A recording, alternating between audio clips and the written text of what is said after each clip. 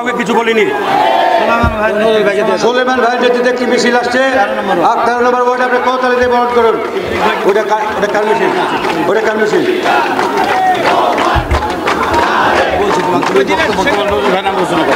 এই পর্যায়ে আমি সিদ্দিক যেটা বলছি সেটা নবী ভাই কিন্তু আহ্বায়ক ওই সদস্য আহ্বায়ক সিদ্দিকের সিদ্ধান্ত না আমাদের। তুমি এই নবী ভাই নাম তুমি করো, এবার তোমার কেটে বলতে করো, তুমি করো না।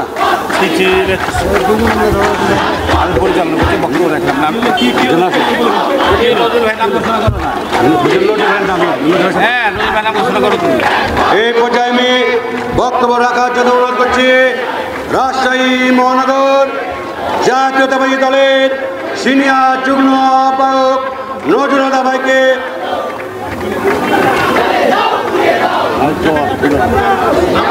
নজরুল ভাই অসুস্থ, এই পর্যায়ে আমি বক্তব্য রাখার জন্য অনুরোধ করছি সিদ্দিকে দাও। সিদ্ধান্ত আছে এত তুমি ঘন কেন বলছো?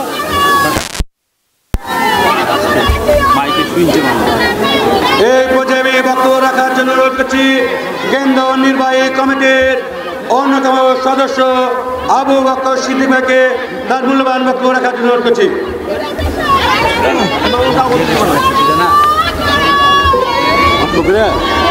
বিসমিল্লাহির রহমানির রহিম।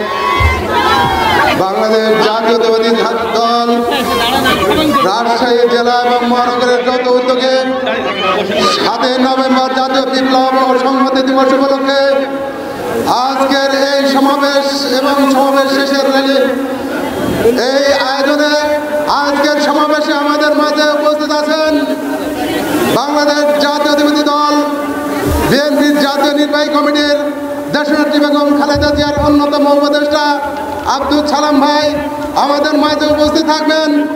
রাজশাহী বিভাগীয় বিএনপির সাংগঠনিক সম্পাদক শাহিন শওকত ভাই উপস্থিত থাকবেন। রাজশাহী বিভাগীয় আমিরুল ইসলাম আলিম উপস্থিত থাকবেন।